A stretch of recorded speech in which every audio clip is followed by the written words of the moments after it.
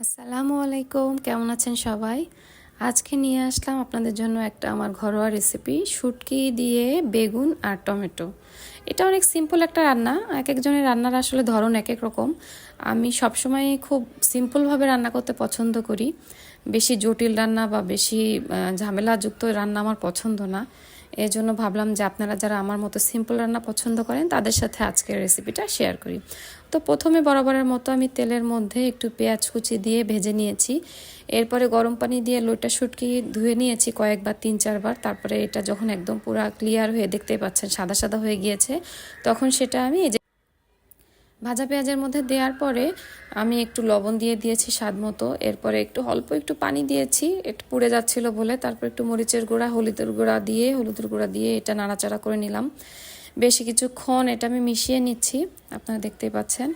তারপর এটা মিশে গেলে আবার অল্প একটু পানি দিয়ে এটাকে আবার নাড়াচাড়া করে নিলাম।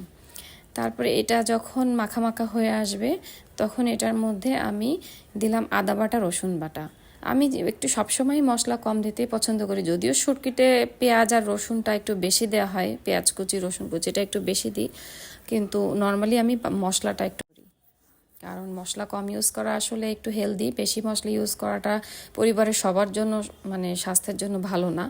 তারপরে দিয়ে দিয়েছিলাম আমি এখানে জিরা গুঁড়া আর ধনিয়া গুঁড়া, আর কেটে রাখা বেগুনগুলো আগে থেকে পানিতে ভিজিয়ে রেখেছিলাম সেটা দিলাম। দিয়ে এটা এই যে শুটকির সাথে একটু কষিয়ে নিচ্ছি। তো যখন এটা বেশ কষানো হয়ে যাবে তখন আমি এটা কিছুক্ষণ ঢেকে রেখেছি। তারপরে দিয়ে দিলাম কেটে রাখা আমার টমেটো দিয়ে দেওয়ার পরে এখানে আমি আবার যখন পানিটা শুকিয়ে আসলো তখন অল্প একটু পানি দিয়ে দিলাম এবং এটা একসাথে নাড়াচাড়া করে রেখে দিয়ে এবার দিয়ে দিচ্ছি কিছু কাঁচামরিচ কেটে দিয়ে দিলাম এটার উপরে। কাঁচামরিচের শেষের দিকে যে ফ্লেভারটা আসে তরকারিতে, ওটা ভালো লাগে। আর কাঁচামরিচটা মানে আমাদের শরীরের জন্য উপকার। কাঁচামরিচে প্রচুর পরিমাণ ভিটামিন সি আছে। এরপরে আমার রান্নাটা প্রায় শেষের দিকে চলে এসেছে। কালারটাও খুব সুন্দর এসেছে, আপনারা দেখতেই পাচ্ছেন, এবং খেতেও কিন্তু খুব মজা হয়েছিল। আপনারাও ট্রাই করতে পারেন।